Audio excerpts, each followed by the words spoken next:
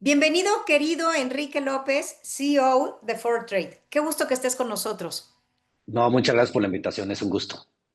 Estamos curiosos. ¿A qué te dedicas? ¿Qué es lo que hace Fortrade? Mira, Fortrade es una financiera, estamos bajo el régimen de SOFOM, que es su sociedad financiera de objeto múltiple, pero tenemos una plataforma tecnológica que damos créditos de capital de trabajo. Estamos revolucionando lo que es el factoraje financiero. Las pymes mexicanas adolecen de créditos de capital de trabajo, créditos de corto plazo para poder crecer, y Fortrade somos la solución hoy en día más efectiva, más barata y específica que necesitan las pymes para poder crecer. Entonces estamos apoyando a las pymes mediante la utilización de tecnología y el financiamiento.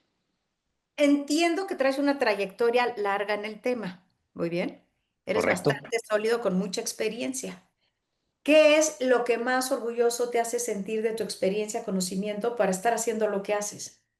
Mira, lo que me siento más orgulloso es ayudar al crecimiento del sistema financiero en general, el sistema financiero mexicano. Me ha tocado participar en varias instituciones financieras, desarrollar nuevos productos, cambiar un poco la mentalidad del emprendedor y del empresario mexicano. Una de las cosas que me tocó, he estado en el área académica, pues introducir ciertos software o ciertos instrumentos tecnológicos para el desarrollo de las finanzas. También nuevos productos, cosas que no había en México. En un caso, las fibras, los vehículos de inversión y bienes raíces, me tocó participar en el proceso y lograr ser la primera fibra en México. No pudo salir al mercado, pero nos quedamos de manera privada y luego ya muchas, hoy en día ya hay varias, pudieron salir al mercado, ¿no? Entonces, tanto de la parte educativa, la parte de crear nuevos productos y procesos y la parte de apoyar al crecimiento económico del país a través de lo que son las financieras y las pymes. Entonces, tú además de apoyar financieramente a empresarios, emprendedores, pues tú también eres emprendedor, eres empresario. Correcto. Ya llevo mucho tiempo siendo empresario y emprendedor, ¿no? Y he emprendido varias empresas. Esta sería la segunda, Sofom. La verdad es que nos encanta el éxito, pero sabemos todos que es a través de los fracasos, de los retos que enfrentamos, es como más aprendemos. ¿Cuál ha sido uno de los más fuertes o más importantes en tu carrera como emprendedor o empresario? Han sido muchísimos, pero yo creo es aprender a controlar uno el estrés, ¿no? El poder trabajar con estrés, con tiempos, siempre todo urge, siempre todo es para ayer. Manejar eso creo es algo sumamente importante, ¿no? En un inicio con poca experiencia, muchos no logramos manejar el estrés y nos empieza a afectar de manera física o emocional y es muy difícil enfrentar los retos o los problemas. Ese es uno. El segundo, pues las crisis económicas, ¿no? Cosas que no dependen de ti, pues cómo tomas que tú no puedes hacer nada, ¿no? Y viene desde el tema económico, desde el tema coyuntural, entonces tienes que saber que eso no depende de ti, hacer lo mejor que puedas tú, pero sí tomar, poner los pies sobre la tierra y decir, oye, hasta aquí puedo, no puedo hacer más para poder seguir adelante. Esas crisis se van a seguir dando, un ejemplo, la pandemia, la crisis del 2008, donde se cayeron los mercados, las faltas de liquidez. Hoy en día podemos ver a lo mejor alguna crisis en el sistema legal, ¿no? O la parte judicial, el Estado de Derecho, muchos tienen miedo de qué va a pasar, entonces pues, esos son retos, son cosas que no controlamos y hay que aprender a vivir con ellas. Y más como emprendedor, pues hay que ser muy resiliente a todas estas etapas y saber cómo salir de estos problemas, ¿no? Hay muchas aristas de cualquier reto, cualquier problema y tratar de aprovecharlo. Después de tantos años, ¿cómo lo logras? ¿Cómo logras tener estómago para dormir en paz o dormir más o Mm. menos bien en momentos complicados? ¿Qué nos puedes enseñar o compartir que has aprendido a lo largo del tiempo para el cómo sí enfrentar esto con una mejor actitud, con más paz, con más serenidad? Yo creo que lo primero es saber lo que estás haciendo, ¿no? Cuando tenemos poca experiencia, a lo mejor tomamos un negocio o tomamos alguna decisión y la tomamos sin estar completamente seguros o a lo mejor sin tener toda la información. Entonces yo creo que entre más podamos conocer del tema, investigar, hoy en día hay muchas herramientas tecnológicas de inteligencia artificial, ayuda muchísimo, y saber qué es la decisión o dentro de lo que tenemos o de las herramientas, la decisión más adecuada. Eso es primero, es decir, yo tomé la decisión de la manera más adecuada, más ética, más profesional y no había otra forma que tomarla. Creo que eso te deja bastante tranquilo. Segundo, sí teniendo una vida bastante responsable, tanto contigo mismo como con tu entorno y con tu equipo de trabajo, ¿no? Y principalmente estando bien tú, puede estar bien tu equipo de trabajo, ¿no? Y eso implica, pues, hacer ejercicio, comer bien, ciertas partes de uno estudiar. A mí me ayuda muchísimo, por ejemplo, doy clases. Entonces, el tema de dar clases, de poder tu mente liberarte, eso te ayuda también a poder dormir tranquilo y decir, oye, estoy apoyando, estoy haciendo mi mejor esfuerzo. Pues, si es esto, no puedo hacer más. Y el tercero que yo diría es allegarse de los que saben más que tú. Y es buscar siempre quién es el profesional del área y que te ayude a resolver ese problema. Si es urgente, tomar el tiempo, analizarlo, buscar quién es y aceptar esos consejos, ¿no? Lo que pasa a muchos directores generales o a muchos emprendedores, pues creemos que no sabemos todo y empezamos a dejar de escuchar y luego tomamos decisiones muy a la ligera o tomamos decisiones muy rápidas y respirar primero y esas decisiones nos empiezan a afectar, ¿no? Entonces, siempre va a haber retos y lo más probable es que sea muy complicado lograr el éxito, ¿no? Lograr el éxito es, como bien lo dijiste, una consecuencia de varios fracasos. ¿Qué te han enseñado a ti los fracasos? Pues muchísimo, ¿no? Creo que sin los fracasos, primero no pueda tener la experiencia que tengo ahora, no hubiera podido apoyar a tantas empresas y personas con la asesoría que he dado, en la parte de las clases, la parte del financiamiento que les hemos dado y sobre todo que al final somos personas, ¿no? Entonces, si hacemos las cosas bien, pues hay que platicar con las personas y ayudarlas y decir por qué estamos en esta situación, qué es lo que está pasando y de ahí es cuando surgen los retos, ¿no? Un fracaso se vuelve una oportunidad y esa oportunidad podemos modificarla, encontrar y es cuando salen los mejores negocios. Los mejores negocios o el crecimiento, los éxitos que he tenido a lo largo de mi vida han sido pues, cuando hay esas oportunidades, cuando está más cerca el fracaso del logro, ¿no? Cuando empieza a verse todo de noche es cuando uno busca o tener ideas fuera de la caja y es donde empieza a ver esta parte de creatividad y de nuevos negocios, etcétera. Hablabas hace ratito de que das clases. ¿De qué Sí, das clases? correcto. ¿Te gusta compartir? Sí, de todo lo relacionado con finanzas, doy desde finanzas básicas, lo que se llama finanzas para no financieros, cómo administrar el dinero, dónde invertir, cómo manejar los gastos, hasta algo más sofisticado, administración de portafolios en bolsa, pasando por banca de inversión, capital de riesgo, inversiones alternativas, etcétera. Todo modelos financieros, evaluación de estados financieros, evaluación de proyectos, todo el ámbito que tiene que ver con la parte de finanzas. En base a tu experiencia y tu conocimiento, ¿cuál es un error de los más comunes que ves consistentemente y que es sentido común, pero a veces nos falta el sentido común por muchas razones, como emprendedores y empresarios en temas de finanzas? El error más común, y creo que se sigue y se seguirá cometiendo, hay una cosa que se llama costo de capital. Ese Ujú. costo de capital lo podemos ver como un costo de oportunidad. Cuando nosotros abrimos una empresa y si nosotros ponemos capital, hay capital que es tiempo y recursos, vamos a poner recurso monetario, tiene un costo de capital. Ese costo de capital es ese dinero en otro lado, con cierto riesgo, cuánto me estaría dejando.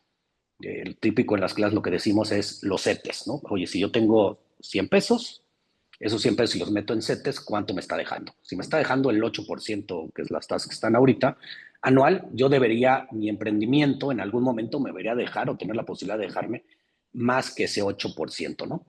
Entonces, yo he visto, o cuando he dado asesorías, muchos empresarios se levantan todos los días, van al trabajo, se pelean con los proveedores, con su equipo, se pelean con todo mundo, están a disgustos, ¿no? Y al final nunca calculan, tienen flujo, pero nunca calculan, no sacan dividendos, nunca calculan cuánto, o no saben cuánto le está dejando ese.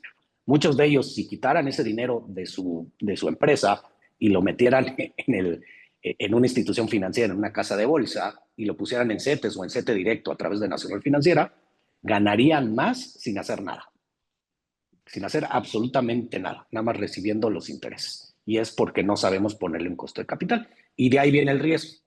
Ese costo de capital, pues es la base, es este activo libre de riesgo que es el CETE, y de ahí, dependiendo del riesgo de mi negocio, yo le tengo que exigir más a mi capital. Entonces, ese es uno de los errores. Y el segundo es la deuda está mal vista entre muchos empresarios latinoamericanos, cuando la deuda pues es una herramienta para poder crecer un negocio si se utiliza de una manera adecuada. ¿Por qué? Porque la deuda tiene un costo menor a tu costo de capital. Pero pensamos que el dinero que ya tenemos ahorrado y lo ponemos en un negocio no tiene costo. Al contrario, tiene más costo que el que te pedimos como deuda.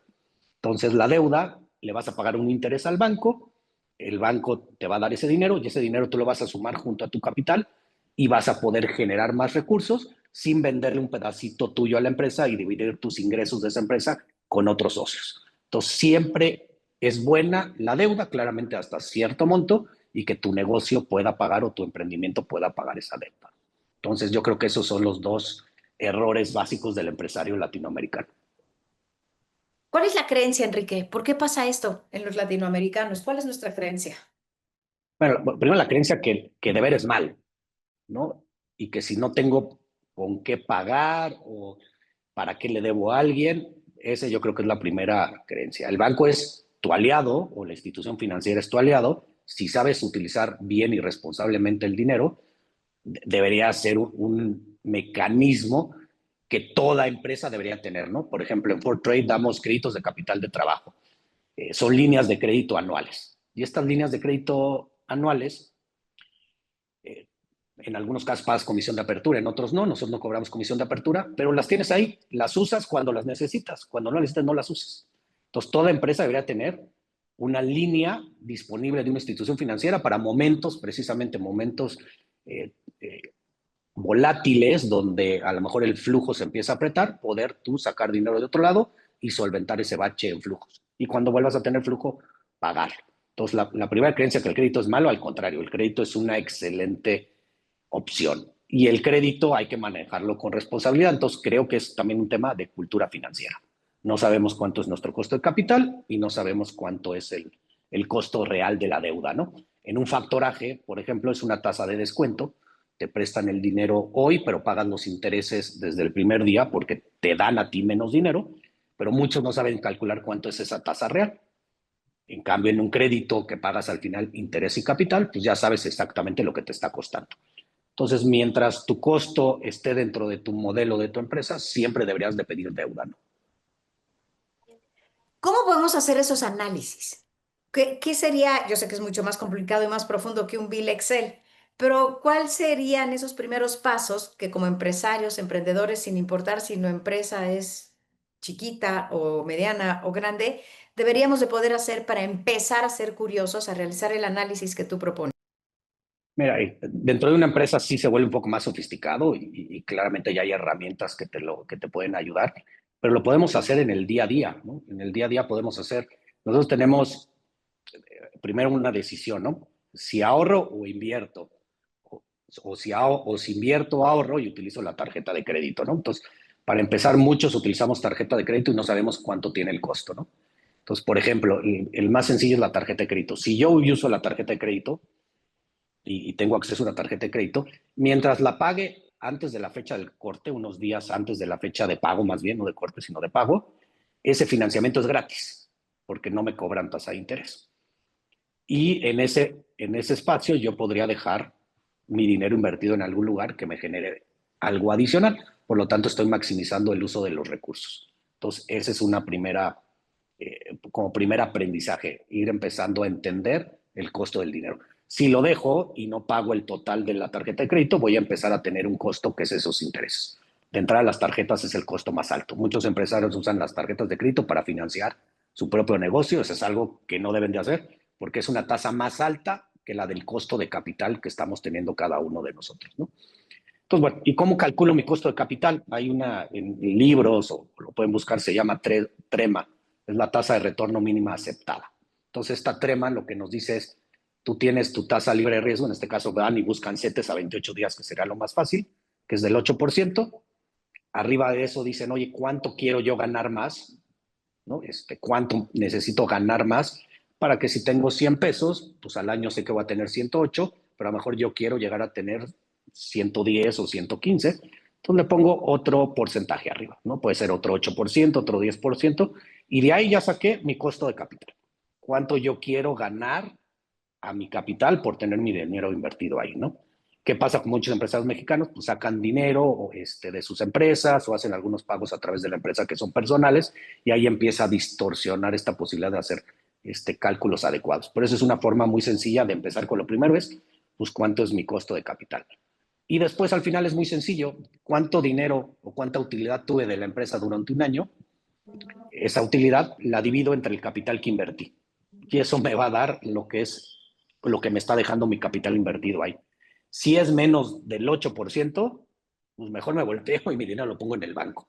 Si es más de eso, tenemos que ver si llega a lo que yo quiero de costo de capital y si no ajustar para llegar a mi costo de capital. Tengo que hacer algunos gastos, invertir más. Sé que esto es teórico, que es lo que debemos de tener, y las empresas son mucho más complejas, pero esto es algo sencillo que podemos ir haciendo. Lógicamente las empresas empiezan a emproblemar o empiezan a tener falta de liquidez y es muy difícil salir de este ciclo, ¿no? Y los empresarios tendemos a meter más dinero, pues cuando lo ideal en algún momento es ya cortar hasta ahí y decir, bueno, ya arriesgué esto y esto se queda ahí en la empresa, perdimos, se perdió, vamos al negocio que sigue, ¿no? En algún momento tú nos platicaste, alineados a la importancia del crédito en México, que hoy hay una penetración del 38 al 40% del crédito en México, Uh mientras que en -huh. otros países está arriba del 200%, como Chile o Estados Unidos. Tú hablas que es una tristeza del mercado de capitales, la bolsa, el acceso a capital y la importancia del crédito. Hablas de, como nos has estado contando, de tener fuentes alternas, de ser buenos pagadores, de la oferta de crédito, que es enorme y que a lo mejor no sabemos dónde pedir como emprendedores, empresarios, estas oportunidades. Hay hoy una pyme puede tener fácilmente acceso a financiamiento. Alineado a esto que nos contaste, ¿qué más nos puedes platicar? Que pueda ser útil a quien en este momento necesita esa cantidad. Sí, lo primero es esto, ¿no? En México la penetración del crédito es muy baja con respecto a otros países, ¿no? Países desarrollados es más del 100% de su Producto Interno Bruto. País con nosotros debemos de andar sobre el 40%, entonces tenemos mucho potencial que la economía pueda crecer. ¿Qué hace el crédito? Pues el crédito apalanca este capital que tú pones, por lo tanto tienes más capital, por lo tanto generas mayor riqueza, ¿no? Entonces el crédito en muchos libros o muchas veces le llamamos apalancamiento financiero. ¿Por qué? Porque es una palanca del crecimiento. Entonces, entre haya más crédito, va a haber más crecimiento económico. Una economía con un crédito sano o con crédito va a ser mucho más grande que una economía que tenga poco crédito. Entonces, para empezar es eso. A raíz de la pandemia, en México han crecido muchísimo lo que son las fintechs. Entonces, estas nuevas empresas fintech tecnológicas apoyan ya mucho más a la pequeña y mediana empresa o también a las personas en obtener créditos. Claramente hay que ver qué tipo de crédito es, para qué lo vamos a necesitar y poder esta cultura de pago. También es un mito, muchos dicen, oye, en México los bancos internacionales sobre todo y los nacionales son muy rentables porque cobran tasas de interés excesivas, ¿no? O tasas de interés muy caro. Todo es relativo. En México lamentablemente se cobran esas tasas. Muchos creen, porque así está la oferta y demanda, y pues ese es el que deben de cobrar, y hay que ir. En realidad es por un tema de cobranza. En México, por el Estado de Derecho, es muy difícil cobrar. Entonces, entre más rápido cobres, pues esas tasas deberían de ser menor. Y hay una cultura de no pago en México por la falta de conocimiento, ¿no? Por un lado, no les gusta pedir créditos y luego cuando piden créditos se atrasan de una manera muy fácil, no le dan la seriedad que debe de ser de un crédito. Entonces, ¿qué pasa? Las tasas se elevan. Por eso en México, no sé, más o menos el promedio de las tarjetas de crédito debe andar sobre el 80 o el 100% de tasa de interés. Y la seguimos utilizando cuando es una tasa enorme con respecto a un CETES que te da el 8%, ¿no? Pedir cualquier crédito que esté muy por arriba de eso, pues es complicado. Hay que ver cuánto generas tú para que puedas pagar ese interés. No hay nada que puedas tú hacer en una economía que te genere más del 120% que unas tarjetas de crédito te cobran eso, y más si utilizas el crédito para consumo, no para inversión, ¿no? Entonces, de ahí está. Entonces, tenemos que entender que entre nosotros utilicemos más crédito y lo paguemos correctamente, vamos a ayudar a que estas tasas de interés bajen. Y lo que debemos de tener es tasas relativamente pegadas a lo que son CETES, tasas del 12, 13, 15%, en lugar de tasas para pymes de 20, 30, 40, 50%. ¿Qué es algo que te encantaría que las personas supieran y que nunca has dicho? Bueno, de entrada, en este ámbito financiero, eh, yo lo que digo es teniendo, uno, que no tener miedo para invertir, ¿no? Invertir te puede ir bien o te puede ir mal, pero es una decisión de vida y de negocio y solamente invirtiendo vas a poder generar una mayor riqueza.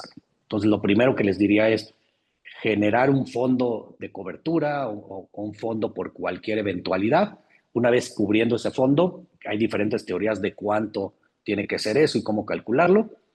Después de ahí, todo el resto del ingreso que tenga una persona debería de invertir. Invertirlo puede ser desde poner un pequeño negocio, hacer un emprendimiento, comprar acciones, comprar criptomonedas, comprar cualquier cosa que crean que en el futuro puede generar valor o crecer, se debería de invertir en un portafolio diversificado. Es la única forma de tener una cierta estabilidad financiera y en algún momento que hoy en día está muy de moda, lo que se llama una libertad financiera, ¿no?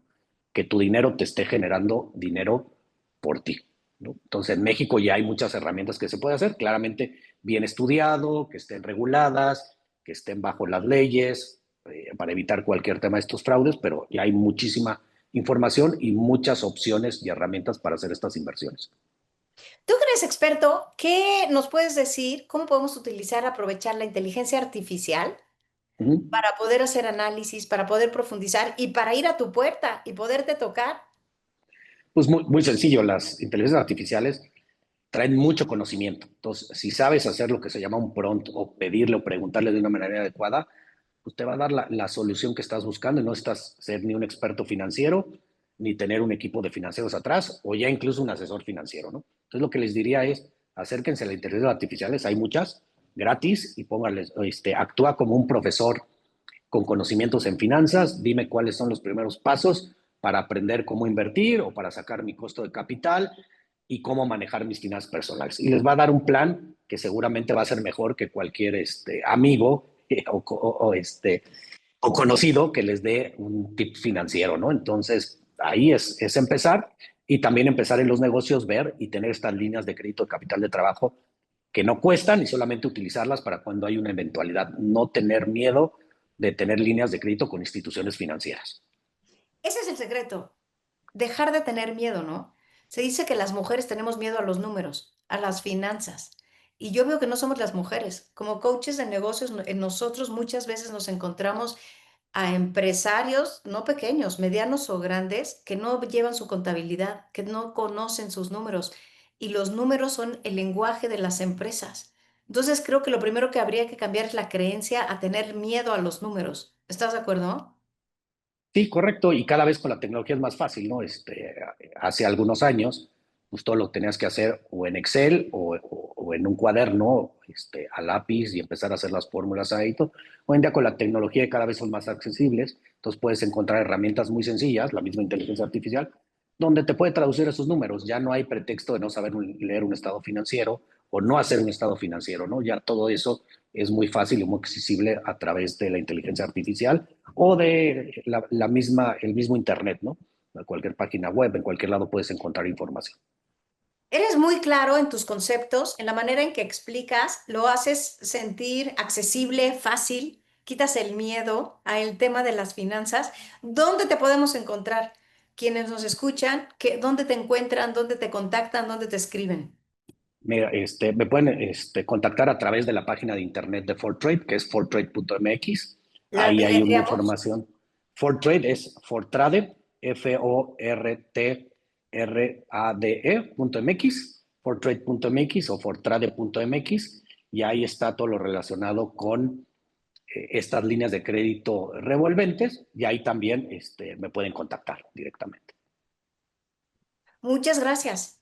Y a nivel personal, ¿qué te encantaría dejar en tus seres más queridos, más jóvenes, a través de tus propias experiencias relacionados con las finanzas? ¿Qué te encantaría meterles en la cabeza de conocimiento, de experiencia, decirle, a mí me pasó esto, que no te pase? Bueno, lo primero es, nadie puede experimentar en cabeza ajena y hay una de las cosas más interesantes o más apasionantes es invertir. Entonces, conocer de diferentes negocios, de diferentes industrias, de diferentes activos financieros.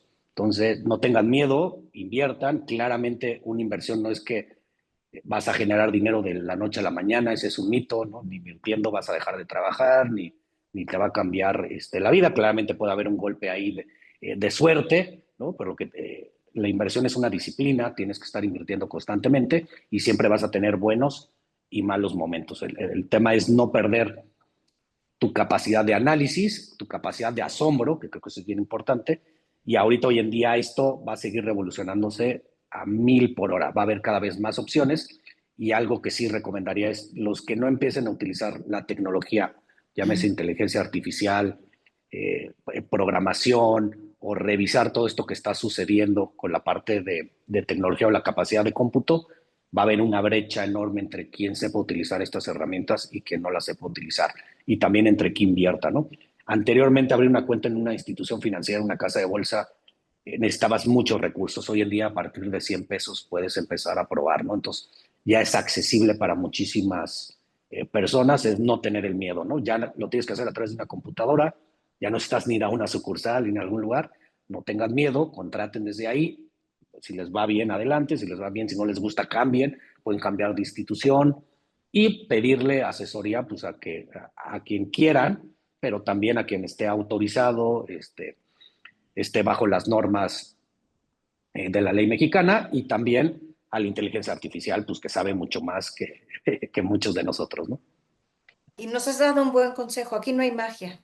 Aquel que te va a dar oro por meter centavos, ¿no? Es que ahorita que dijiste hay que estar bien regulados, hay que tener ética, conocimiento.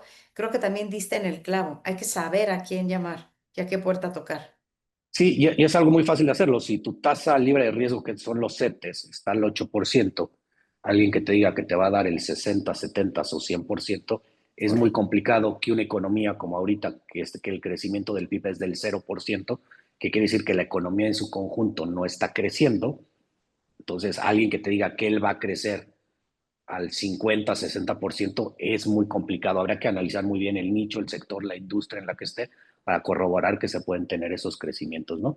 Claramente, si está en la industria del financiamiento, se podría crecer a esos niveles porque no hay financiamiento en México o hay muy poco financiamiento, ¿no? Estamos hablando que en México debe haber 5 millones, 5.2 millones de pymes, de las cuales acceso a financiamiento tendrán uno y medio, ¿no?